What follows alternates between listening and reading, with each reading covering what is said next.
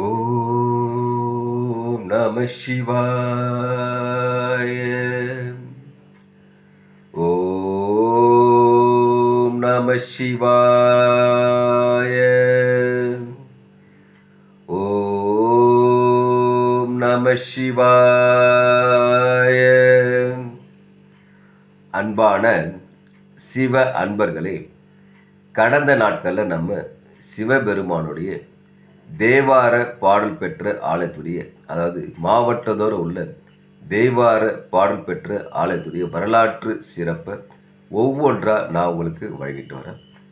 அந்த வகையில் நம்ம இன்னைக்கு பார்க்க போகிற ஒரு ஆலயமும் ஒரு தேவார பாடல் பெற்ற ஆலயத்தை பற்றி தான். இந்த ஆலயம் எங்கே இருக்குன்னு பார்த்தீங்கன்னாக்கா, தமிழ்நாட்டில் தஞ்சாவூர் மாவட்டத்தில் ஆடுதுறை என்ற ஊரில் இந்த ஆலயம் அமைப்பெற்றிருக்கிறது. இங்கு இறைவன் பார்த்தீங்கன்னா ஆபத் சகாயேஸ்வராகவும், தாயார் பார்த்தீங்கன்னா பவள கொடியம்மையாகவும் நம்ம காட்சியளிக்கிறாங்க. அது மட்டுமல்லாத பிரபலவல்லியாகவும் நம்ம காட்சியளிக்கிறாங்க. தீர்த்தம் சகாய தீர்த்தம், தலவிருட்சம் பார்த்தீங்கன்னா பவள மல்லி. தேவார பாடல் பெற்ற காவிரி தென்கரை தலத்தில் இது 31வது தலமாக பார்க்கப்படுது. தலச்சிறப்பு என்னன்னாக்கா, காவிரி தென்கரைக்காக இருந்தாலும் இங்கே சுக்கிரன் வழிபட்ட தலம் என்பது இது தென் குரங்காடுதுறை என்ற பெயரில் இந்த ஆலயம் அமைக்கப்பட்டிருக்கிறது.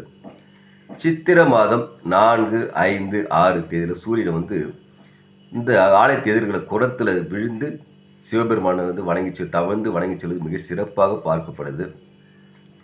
தேவார பாடல் பெற்ற 274 தலத்தில் இது 94வது தலமாகவும் பார்க்கப்படுது.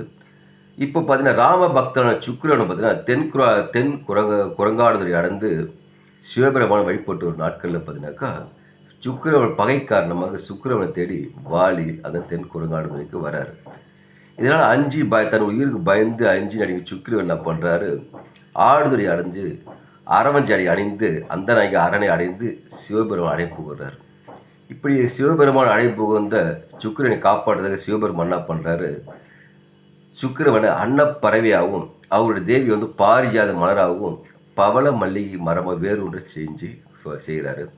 அதனால் சுக்கிரனுக்கு வந்த ஆபத்திலேருந்து காப்பாற்றியதால் இங்கு அவர் பேரிலே ஆபத் சகாயேஸ்வராவும் இறைவன் இங்கு நமக்கு அறியப்படுறாரு. அது மட்டும் அல்லாமல் இங்கு சிவபெருமான் சுயம்பு மூர்த்தியாக நமக்கு காட்சியளிப்பது மிக மிக சிறப்பாக பார்க்கப்படுது. இங்கே பைரவரும் அகத்தியரும் வழிபட்ட தலமும் பார்க்கப்படுது. அது மட்டும் அல்லாமல் தில்லை பொன்னம்பலத்தில் நடராஜர் ஆனந்த தாண்டவம் ஆடுறாரு. இதை காண முடியாத அகத்தியரும் பல முனிவர்கள் படுற சிவபெருமான மறுபடியும் அந்த ஆனந்த தாண்டவ காட்சியை கண்டு ரசிக்க வேண்டுறாங்க. அப்படி வேண்டும் பட்சத்தில் சிவபெருமான் அவங்க வேண்டுதலுக்கு இணங்கி இங்கே தென் குரங்காடுகளில் ஒரு ஆனந்த தாண்டவம் ஆடி அகத்தியரையும் முனிவர்களும் மகிழ்ச்சி தலமும் இந்த தலம் பார்க்கப்படுது. அதனால் தலைக்கு மேலே வர ஆபத்தையும் காப்பாற்றுகிற சகாயம் செய்கிற இறைவன் இங்கு நமக்கு காட்சியளிக்கிறார். அதாவது ஆபத்து சகாயேஸ்வரர். அதனால் அன்பான சிவ அன்பர்களே, வாய்ப்பு உருவாக்கிட்டு இங்கே இருக்கிற ஆடுதலை சென்று இறைவனை வணங்கி தனக்கு வருகிற ஆபத்திலிருந்து விலகி நல்வாழ்வு பெற்று இன்புற்று வாழ்க, ஈசனடி சேர்க. ஓம் நமச்சிவாய வாழ்க, நாளந்தால் வாழ்க, இமை பொழுதும் என் நெஞ்சில் நீங்காதா தாழ் வாழ்க, ஈசனடி வாழ்க, எந்தையடி வாழ்க, சிவசேவனடி வாழ்க. ஓம் நமச்சிவாய வாழ்க, நமச்சிவாய வாழ்க. அன்பையை விதைப்போம், அன்பையை அறுவடை செய்வோம். ஓம் நமச்சிவாய.